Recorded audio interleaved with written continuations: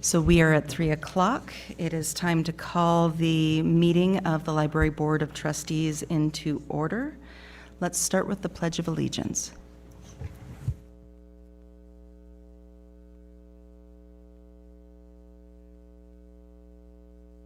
United States of America, and to the republic for which it stands, one nation, under God, indivisible, with liberty and justice for all.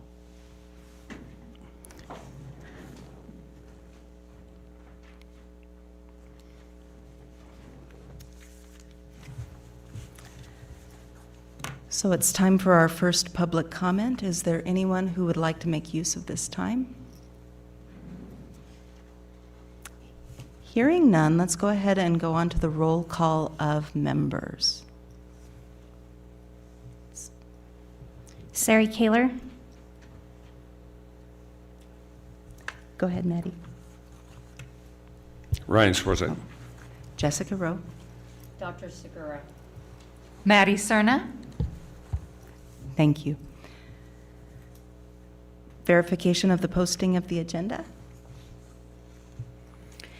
The agenda was posted on the 21st of February at all of the locations listed on the agenda in accordance with statutes. Thank you, Crystal. And now consideration and possible action regarding approval of agenda as submitted or revised. Can I take a motion?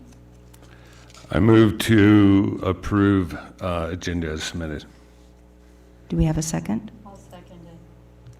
Thanks, Sue. All those in favor say aye. Aye. Aye. Aye. Aye.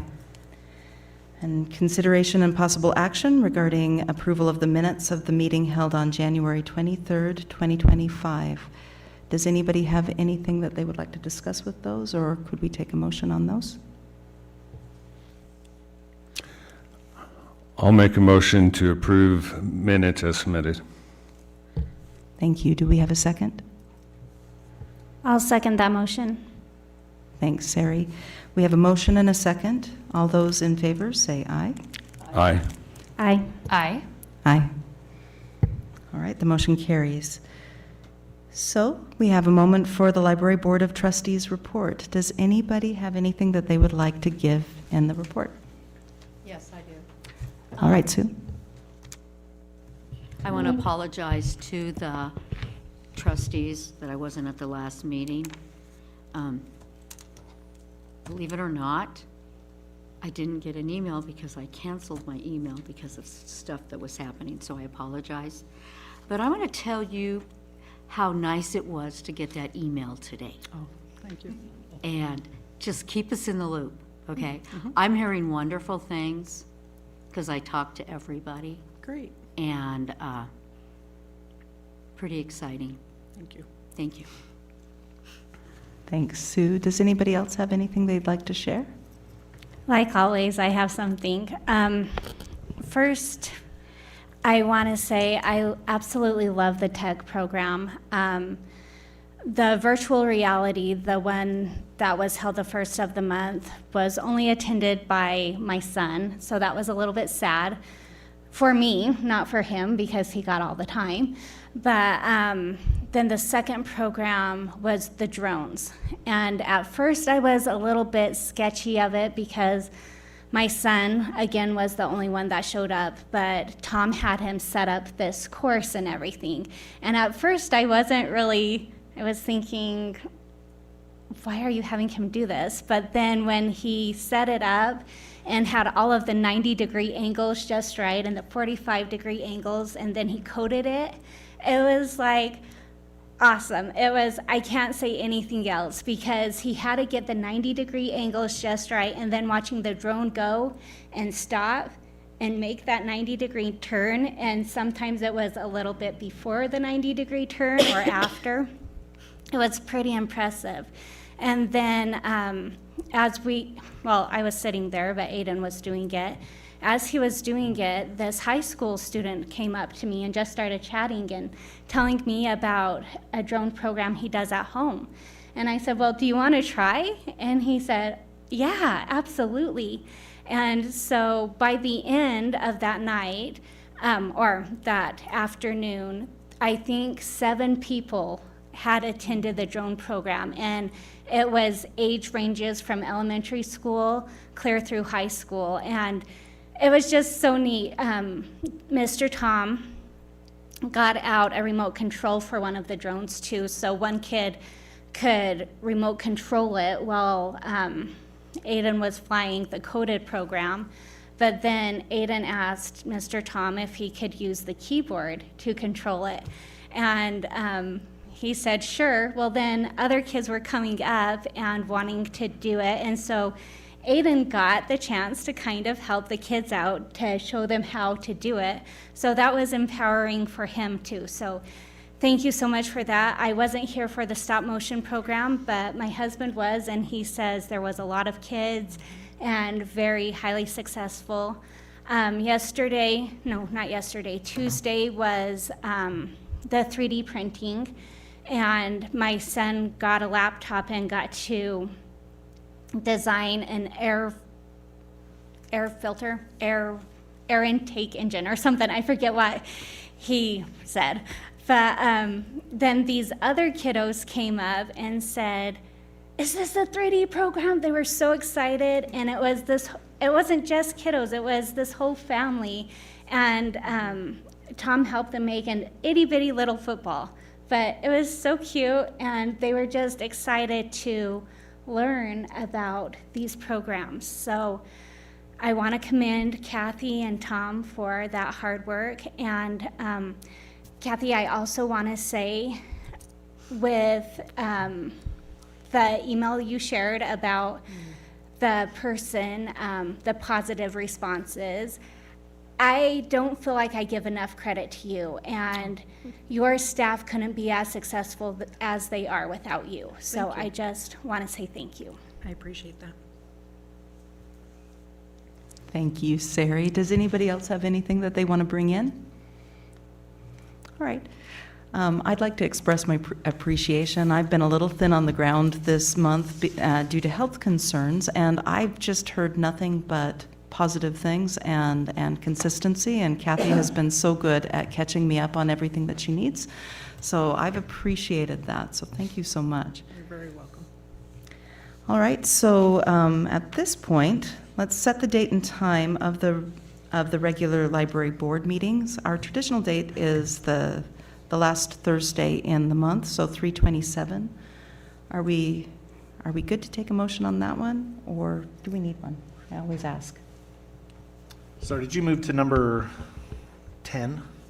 Did I? Oh, I did. I am Or so number- sorry. I skipped you. My But to bad. answer your question, you don't need a motion on that. It can just be set, because that's something that could be changed, depending on what happens in the world and in your lives. But so no motion will be needed on that, but yeah, I think we skipped 9. We did indeed. Thanks for saving me, and we'll table that and go to the director's report. Sorry, Kathy. Oh, that's okay. It's all right. Thank you for those kind words. That's much appreciated. We work very hard at the library. In the last month, we have hired a 14-hour page position. I met with Shannon Ernst to see what partnerships we could build with them, and there looks like there's going to be some fun things going there. I attended the last department head meeting and then presented the budget that I proposed to the county commissioners, and we should find out about that next month, and I'm excited to see how that whole process finishes out. Tom started doing a device help at the Life Center on Friday mornings, and it's been slow to start, but he's got some folks that are looking forward to him, and now we're getting kind of a build up there, so we're excited to see where that can go. We started looking at the strategic plan to do a 5-year plan, and we pulled together a committee, and we are going to set some goals, and then when we have a rough draft of some kind, we will bring it to you guys, and you guys will look at it and tweak it if you'd like. Next month, Magdalena, our adult services librarian, will be here to share what she does. I'll bring somebody in every other month and talk about what her responsibilities are, what her goals are, what she'd like to see happen, that kind of thing. And then we decided to partner with the school district. This was Tom's idea. We're going to do a bookmark challenge. So each of the schools, art teachers and principals are going to submit the kids have a chance to draw, design a bookmark, and the theme is what my library means to me. So they'll design the front of the bookmark, the back of the bookmark will be our pertinent information, website, all of that. And I have solicited some prizes for the top 6 winners. So we're gonna ask you, as the library board, to come and be the vote, to vote the top ones, and that will happen about the first week in April. They get the whole chance in March to design it and then submit it, and then we'll have them out on display in the library, and then we'll ask you guys to come in and vote. And then the top 6, one from each school, will receive a prize of some kind. So we want to have them ready for summer reading, and we want to have them out for swag when we do outreach, and so we'd like to involve the community, and we thought we'd start with the school district, so we'll kind of go from there. So I think that is really, we are hosting our volunteer reception next Friday night at the library and I believe all of you've got invitations, and it I starts didn't. oh, well, probably because your email, maybe. Probably. Because we emailed them out. I'll email you one Okay. tomorrow. 6:15 to 7:30. We just want to thank the volunteers for all the hard work they do, because they do a lot behind the scenes. So that's really all I had this month. So there you go. Thank you so much, Kathy.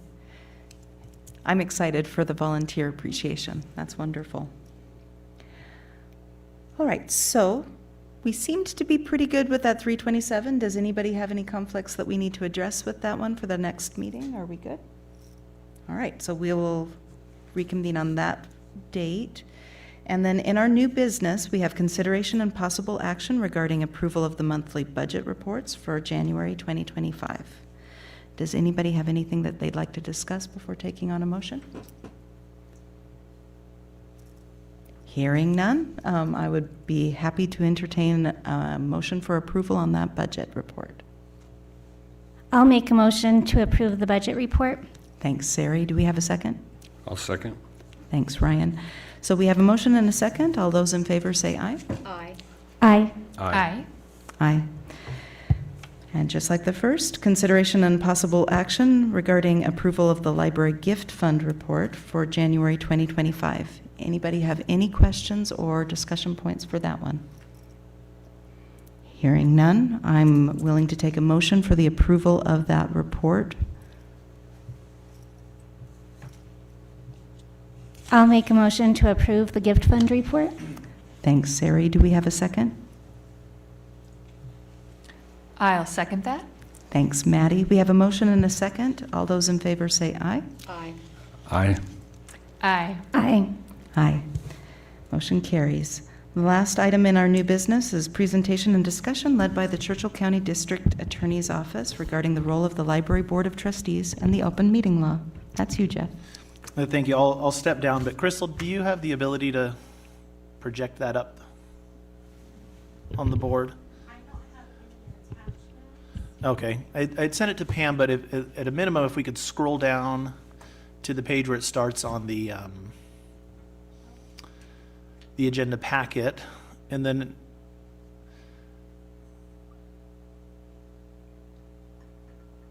I hate to ask you, could I steal the mouse? so I could scroll through it with that? I wouldn't give it to him. I wouldn't get in his way. Yeah.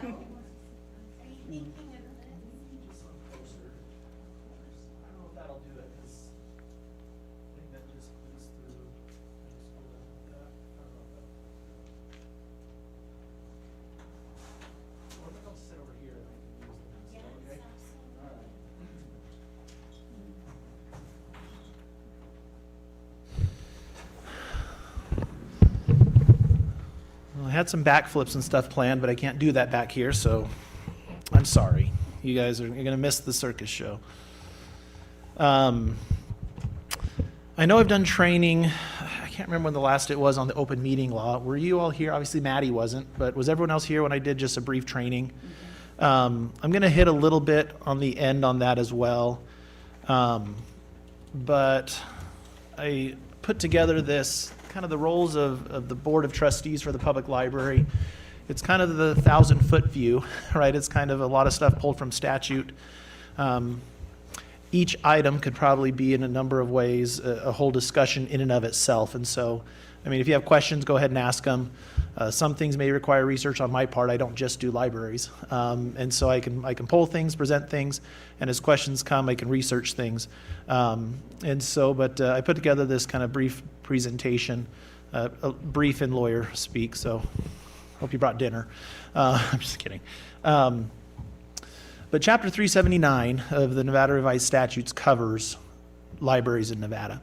And it has kind of these two statutes that set forth what the goal is, kind of what they're supposed to be, right? That they're supposed to meet the informational needs of the citizens, and that they're to be forever be and remain free and accessible to the public, subject to reasonable regulations as the trustees of the library may adopt, right? So as you make decisions, as you meet, as you govern the library, these are the ideas to keep in mind, right? That make information available to the public, and it needs to be free. Obviously, there are certain things that can be charged for. There's certain restrictions. It's not just a free-for-all.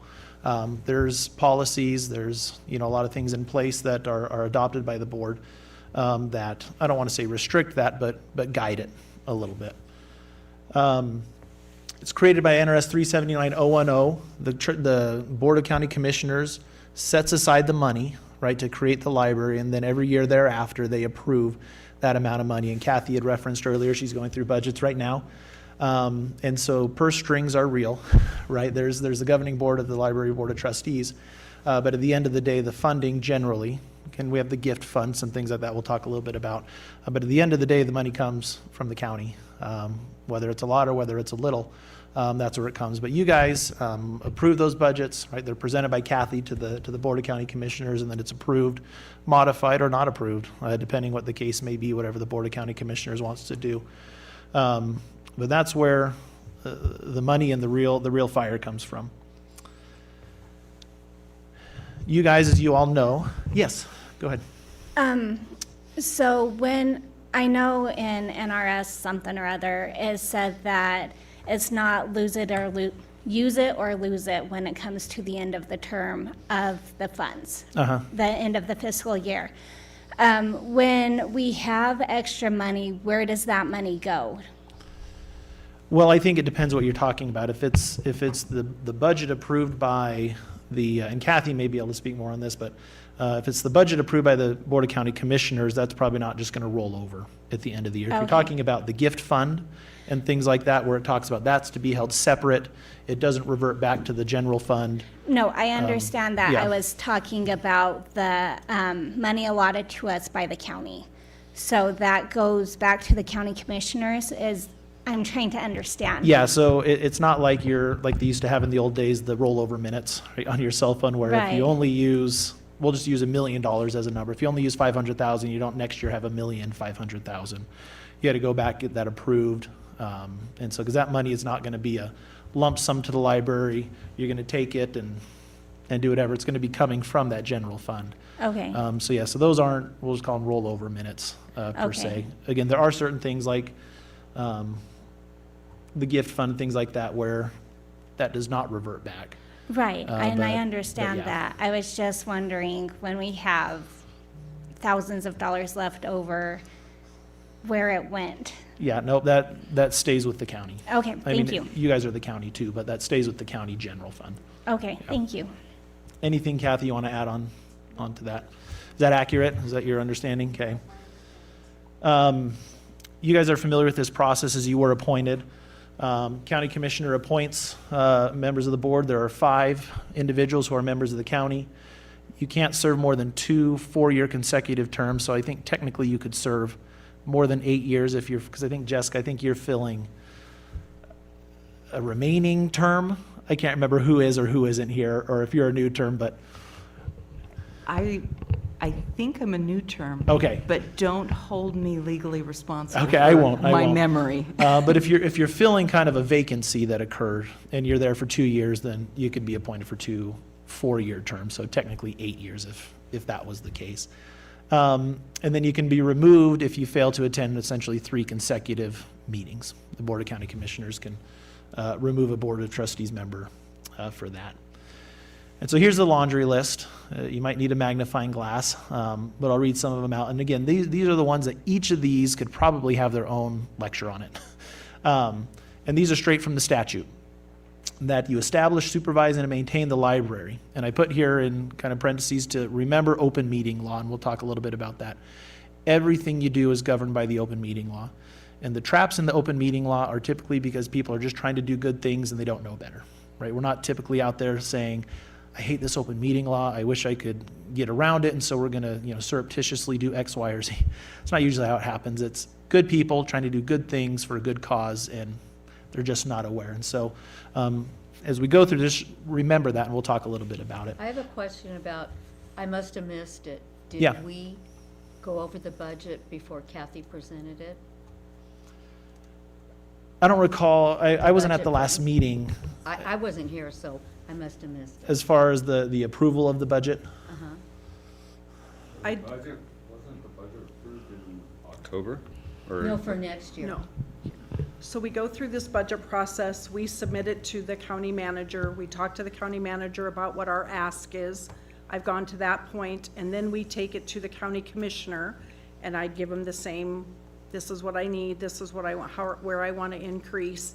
And then in March, they come back to us and tell us what has been approved. At that point, what I understand is I then bring that budget to you, and that's when you approve it for the next fiscal year, when we know what we have to spend. Okay, is that your understanding? Because I'm understanding it different. Yeah, Kathy, I'll speak with Kathy off the record on this, and we'll figure out Okay. the exact process, because I can see where you're thinking, and, Yeah. but we'll discuss it. I just want to make After sure I'm meeting, yeah. doing what I'm supposed to. Yep. Okay. Appoint and evaluate the performance of, and if necessary, dismiss the library director. Once a year, HR through Churchill County typically handles the presentation of it, but there will be an evaluation of the director. And again, that can mean a lot of things, but that's done in the open meeting as well. One thing to keep in mind on that, though, is, and we may talk about this later too, you can't act individually, right? You can go to Kathy, she's in the hot seat today. You can go to Kathy and say, hey, I've got some thoughts, I've got some recommendations. But you can't go and say, hey, I'm Sari, I'm a member of the board, and I'm directing you to do X, Y, or Z.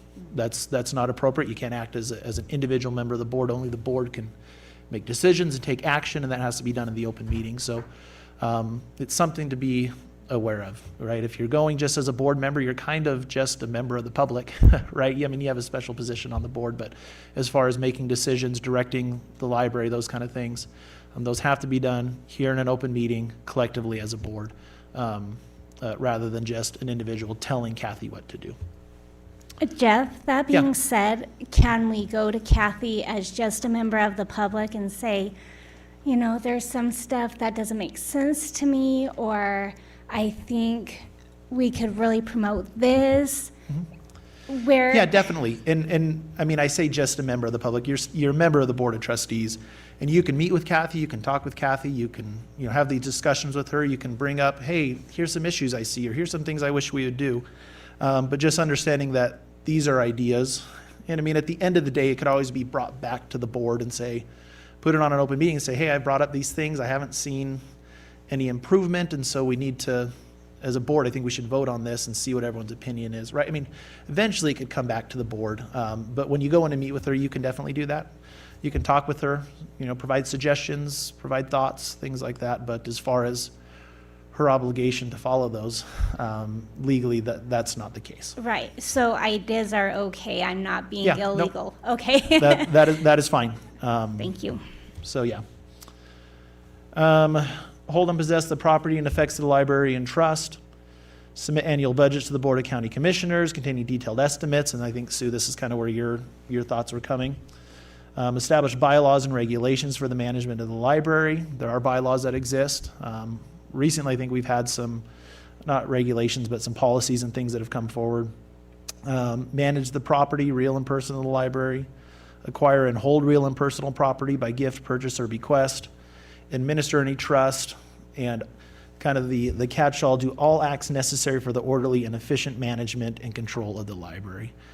And so it's It's a lot of responsibility. It's kind of carved out individually, and this last one says, well, you kind of can take whatever action you need to run the library. But just always keeping in mind, again, that kind of a subset of the county government, right? A lot of the property's owned by the county government, and the budget's approved by the county government. But you guys are appointed by the county commissioners who are elected, and there's some protection there as far as what they can and can't boot you off for, if that makes sense. So, any questions on this? Again, it's a lot of information. Each one would require a lot, but generally these are your responsibilities. The gift fund, I'm just going to kind of skim over this. You approve the gift fund, I think did we approve it today?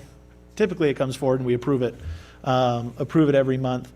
And I think this is where you're saying the fund must be separate and continuing fund, and no money in the fund reverts to the general fund of the county at any time, right? So this is something that, right, gifts are given to the library, things happen.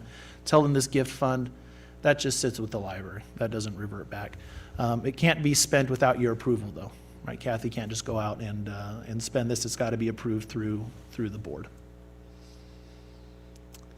A little bit about Kathy's responsibilities. These are set forth in statute as well as the bylaws. The bylaws typically reflect what's in the statute, so there's a lot of crossover. But they administer all functions of the library. They employ and supervise all the other employees, and they recommend policies to the trustees. Those always come to you for approval. They execute the policies, responsible for the direction and supervision of staff, submit board monthly and annual reports, and recommend, again, policies and procedures for your approval.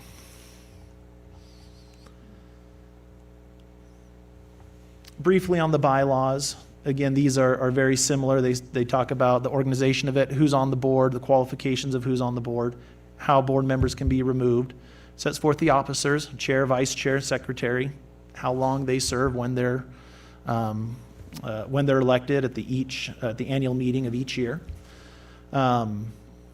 Sets forth that you need to follow the open meeting law when your regular meetings are set, and how those are governed, which is the Roberts Rules of Order. So, again, bylaws just set forth kind of the basic structure.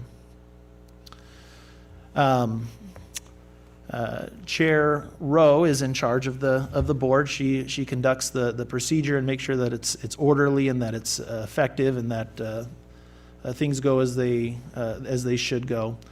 One thing to keep in mind, I forget it all the time, but I made special note to listen today for it.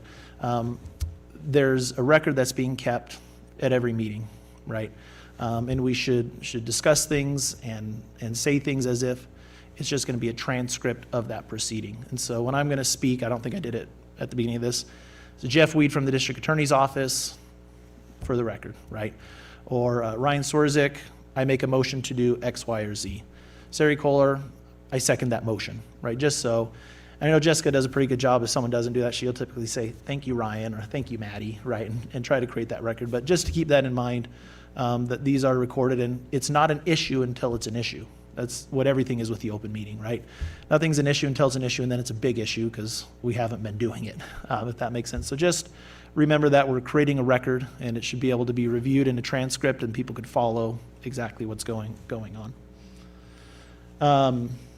Again, just another note that it's bolded there and underlined that you can't restrict or cut people off based on viewpoint, right? Everyone's welcome in the open meeting, as long as it's under the purview of the Library Board of Trustees. If someone wants to come in and make public comment that says, I want to talk about the fossils in Montana, right? Technically, you could say, well, that's not under our purview. We're not going to, address that today. But viewpoint as far as someone's opinion on something can't be considered.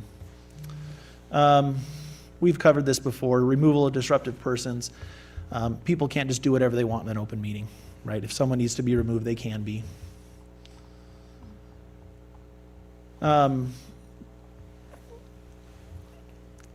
These are things we've covered before, and so I'll try to keep them brief, but again, something to keep in mind is that you have to act as a board. You can't act as an individual, and any action or deliberation has to take place in the open meeting.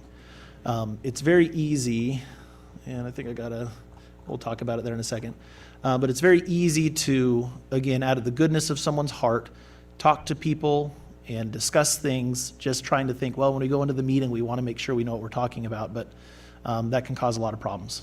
Because again, if there's going to be a quorum, so with 5 of you, 3 of you discuss something, there's a violation of the open meeting law. And so things to watch for in regard to this. Watch sidebars, right? If you're sitting up here today, don't lean over to your neighbor and whisper something, right? One, I mean, it may not be a violation because it's just the 2 of you talking, but the appearance of impropriety is very important. The public watches everything, they see everything, and whether or not you're in the right, at the end of the day, doesn't matter, right? You just got to be very careful that the perception of what's going on is clean, as well as the actual actions are clean and in line with the open meeting law. We don't take a lot of breaks during these meetings, but right during breaks, it's easy to go to the corner and talk with someone, or just pass someone in the hall and talk to them. You can't do that. Rolling quorums and serial communication, emails, these are all kind of connected, and we'll talk about those in just a second. But watching, again, speaking on behalf of the board, you can't do that unless the action is taken. You can have social gatherings and conferences. You can get together at the library. Again, be very cautious, because especially when you're at the library, I mean, even things like you're all together and you look and you see, oh no, there's a cracked window here. And you talk and say, well, we should talk to Kathy. And someone says, hey, we think you should fix this cracked window. All of a sudden, I mean, it's a small thing and probably no one's going to care, but that's a violation, right? And so just be careful about those. And so this is where email, serial communication is very important, and where you may not even know you're violating the open meeting law. Because if Maddie talks to Sari, and then Sari says, oh, I think that's such a great idea, and then she goes and talks to one more person, and Maddie's not there, and Maddie doesn't even know Sari's talking, all of a sudden, you've had a quorum that's deliberated, right? And so if you're going to talk with a member of the board about something, you need to make sure that because especially with a small board, right, we're the only 2 people talking. And some boards are 3 members. You can't talk to anyone, right? You talk to anyone, and all of a sudden, it's a violation. And so good rule of thumb, don't talk about anything outside the meeting, right? Because you just don't know who's talking to who else, or how that's going, or is someone going to reply all to an email and then all of a sudden we've discussed something, right? So things to just be very, very cautious and aware about.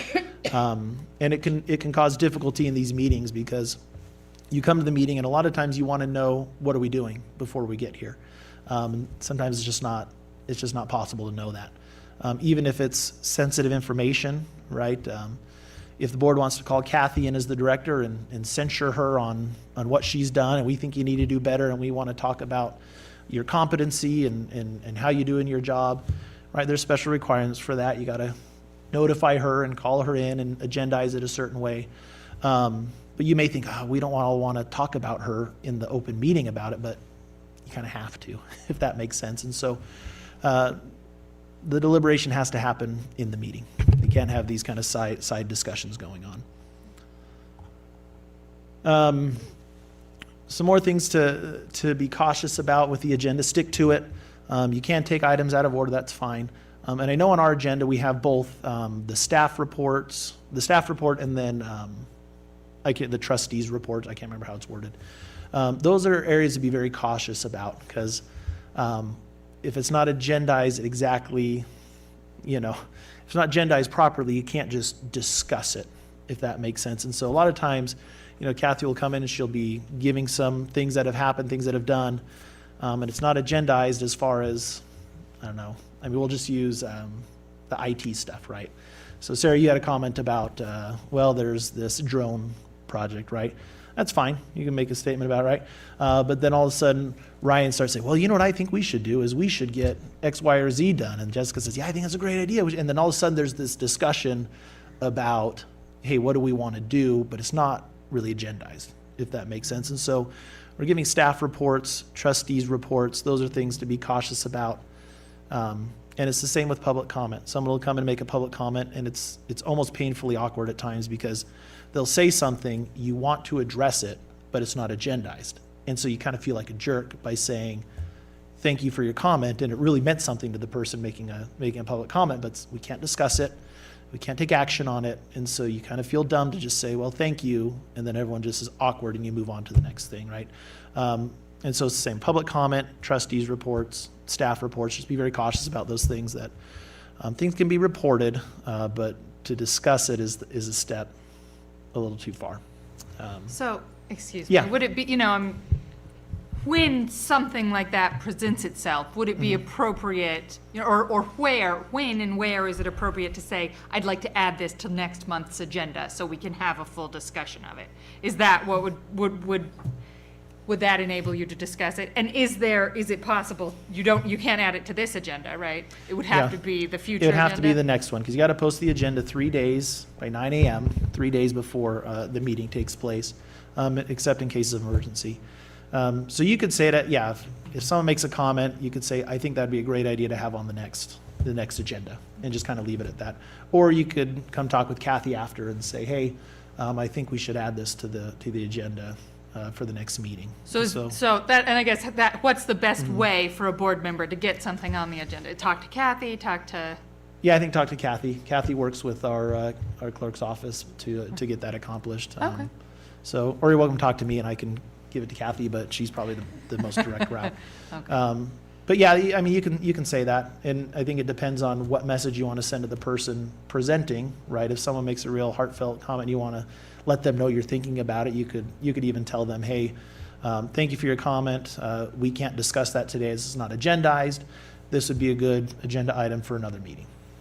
Something like that, or just talk to Kathy. So however you'd want to go about that. Any other questions?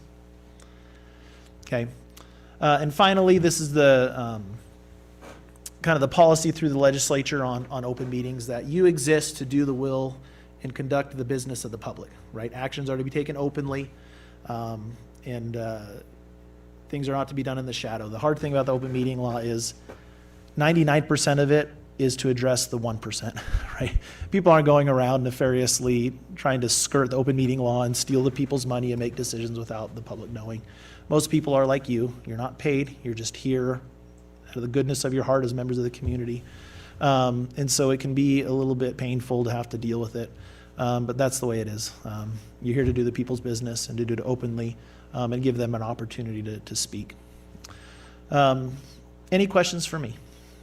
Any comments? Anything? Okay. This is kind of goes, I don't know.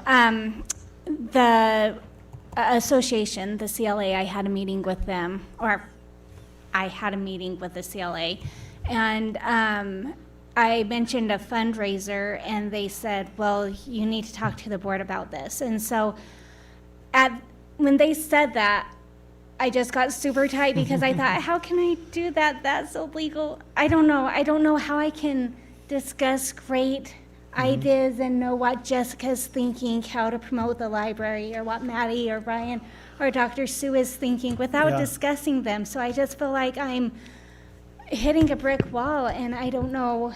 I want to promote the library. I want to make it better, and I don't want to do it all. I don't want to be this little independent person, because that's illegal too. I want us all to be united, but how can we be united with the open meeting law, I guess is what I'm asking. Yeah, well, you can do it by doing it in an open meeting. I mean, it is difficult. I mean, you can speak about the library. You can be involved with the library. You can talk with Kathy. You can talk with the public. You can do all those things, right? But if there's going to be something that requires action, or the board to make a decision, right, or you want to deliberate and talk about the library, then yeah, you've got to come in and agendize it and come to the open meeting. And that's the difficult part of it, because it does move very slow, right? You have this idea of, oh, I want to talk to so-and-so. Well, let's agendize it for next month's meeting, and come in a month and see what everyone thinks. And so, and sometimes there's even sensitive topics, not so much at the library, but in a lot of boards, there's sensitive things that you don't necessarily want to hash it out on the open record, but you have to. And so you can be involved individually and as a member of the board to do all those things. But yeah, if you want to know, if you want to know what one person thinks, technically you can talk to them, because it's not a quorum. But again, that's dangerous. I wouldn't advise it. But yeah, if you want to know what Dr. Segura thinks, what Jessica thinks, you come into the open meeting and talk about it. Talk with Kathy, have it put on the agenda, and then come in and discuss it. Yeah. So, would it be appropriate, or how do other boards do it, or what have you seen? What if we wanted to do, I don't know, something like brainstorming for ideas to promote the library in the upcoming year? Is that something we can agendize and then have this sort of more open discussion, or how have you seen something like that done? Yeah, it's always a challenge to kind of discuss the big picture because you have to give people notice of what you're going to discuss. And so, but it can be agendized. I'm not going to spit out language right now on how exactly it would be, but you could agendize to have a larger picture discussion about the library and the goals of the library and what the library wants to discuss. I mean, there is a distinction between if potential action is going to be taken, that's got to be notified on the agenda, right? You'll notice on our agenda for possible action on all these items. It's not on this one we're doing because you're not taking any action, you're not voting on anything. So for those larger picture things, it probably wouldn't be for action, it'd be for discussion, and you'd have it agendized to kind of have that bigger picture idea. So that can be done. So would possibly, we would say, a discussion for things to put on, ideas for things to put on future agendas, or future? I mean, if you're just talking about what do we want to put on the agenda, I mean, sometimes boards will put a little note that says something like consideration of future agenda items and give, the board members an opportunity to say, I'd like to see X, Y, or Z on it. But again, that goes back to you can't discuss that. If you just want to talk about larger plans and goals, then that can be agendized and you can talk about that. And out of that might spit some ideas of we want to agendize in the future, again, X, Y, or Z, whatever it is. But it can be done. You can agendize that, have a discussion about it, and then put on future agendas certain action items if you want. Okay, thank you. So, yeah. Any other questions? Okay, thank you. Sorry to take so long. We really appreciate it, Jeff. Thank you so much. All of us are new. Many of us have served in one place or another, but we're all new to each other. And so things like this really do help us as a team. So thank you for that. We are now to another point of public comment. Do we have anybody that would like to make a public comment during this time? Is it okay if I make a public comment for my husband? He said he couldn't, he doesn't Zoom, it's YouTube he watches, but is that okay? You can make a public comment. It'd be from you. You could tell what your husband said, but Okay, I'll keep yeah. it to 3 minutes. So anyways, my husband made a great suggestion about advertising, like putting just one of those special boards on the corner to say what's going on during the day, because there is so much traffic that goes through, and maybe not every mom is online looking at the library's website. I'm sure they're looking at other things. But if that was there, then they would know, and they might have the epiphany, the wow moment that my kid could really grow from this. So anyways, that's. I mean, if it's in regard to that, I would advise not to, because again, this is the situation where we talk about, well, you bring something up and then all of a sudden there's discussion, and so that can be something that can happen after, right? If you guys wanted to talk after the meeting, that'd be totally fine. And by you guys, I mean Sari and Kathy, not the board and Kathy, okay? We appreciate that clarification. And I appreciate the comment, Sari. Thank you. Does anybody else have anything that they would like to add to the public comment? Hearing none, we are ready for adjournment. I'll take a motion to adjourn.